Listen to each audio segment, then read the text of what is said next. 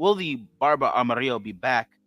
Best limited edition of 2022, and he smoked them all, so he's very happy. He's looking. I'm glad you liked it. Honestly, I don't know because the Wetchema people, the small batch people, they haven't mentioned it to me. So if they're like waiting for me to send it to say it to them, they're sadly mistaken. I got enough shit to do.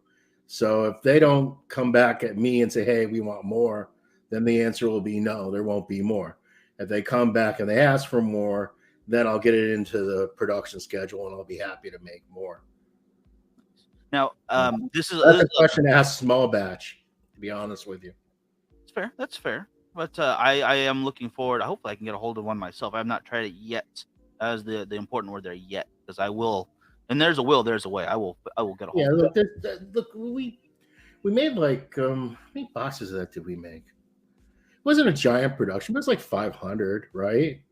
So I mean, they were out there.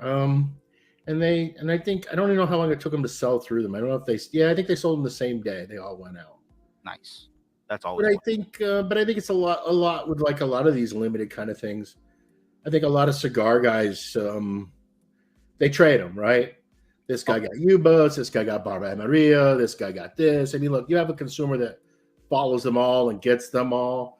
But I think that, with the number of them that I do, I think there's a lot of people that, they cherry pick. They do one or two a year. And then what they'll do is they'll then swap with people. That's, one of the advantages of like some of the Facebook groups. You can go in a Facebook group and say, hey, I didn't get a chance to try this. And I think the other thing too that's really kind of good or bad. So this is where Pete has definitely got me.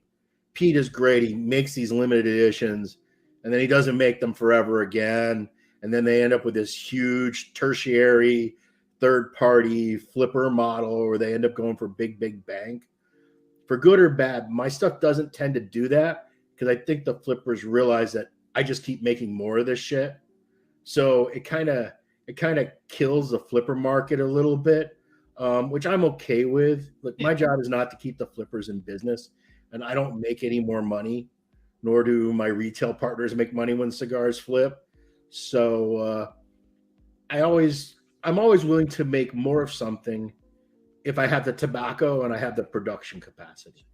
I mean, my job is to make cigars, put them in a box, get them to sell. That is the job. The job is not to make some guy outside of the business, who isn't committing anything wealthy. And I shouldn't say committing. That's not fair because he spent his money. But it's not. Again, I don't think about the flippers ever. I mean, in fact, I think like one of the biggest mistakes in our business is I remember when John at Crown Heads, he really worried about all the guys that were upset about the Las Calaveras being a limited, and he said it was going to be limited, and they got pissed when he was talking about making more, and as a result, he then converted into La Imperioso, but he didn't do the same sizes, but he did all the classic sizes in the first release, which were like Robusto Toro and Double Corona. So he like cut out the three best sellers or two of the three best sellers. And you can see La Imperioso, good cigar, but it never went as far as Las Calaveras. Whereas I would have said, fuck you guys. My job is to make cigars. My job is to sell cigars. That's how my employees get paid. That's how the company grows. I mean, it's not my job. And that's one of the reasons, too, I'm always very careful. I never use the words like limited edition. I always use limited production. But I'm always very upfront about it. I will make more.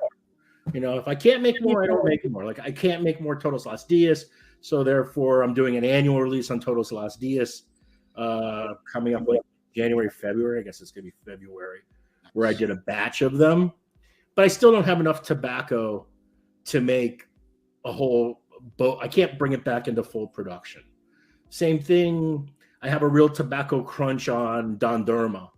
Don Derma is a tough one for me because it has Wisconsin Comstock in it, and it's a particular variety of Comstock that there isn't a whole lot of.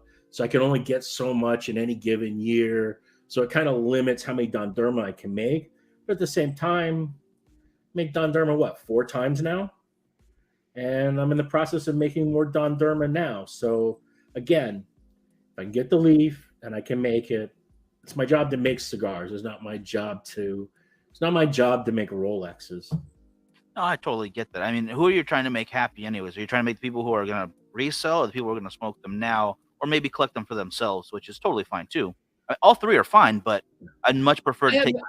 I have no animosity towards the resellers, but I don't worry about the resellers in my business model. It isn't part of what I think about, which can hurt you a little bit because you don't end up getting that uber buzz, right? Can you imagine how much unicorns would go for if I never made more unicorns? Oh, geez. Yeah, they'd be crazy, right? But like, isn't $100 crazy enough already? Are we not? Is that not bad enough to begin with? Do we really need to make that into a $500 cigar that you gotta blow someone to get? I just, it doesn't have any appeal for me.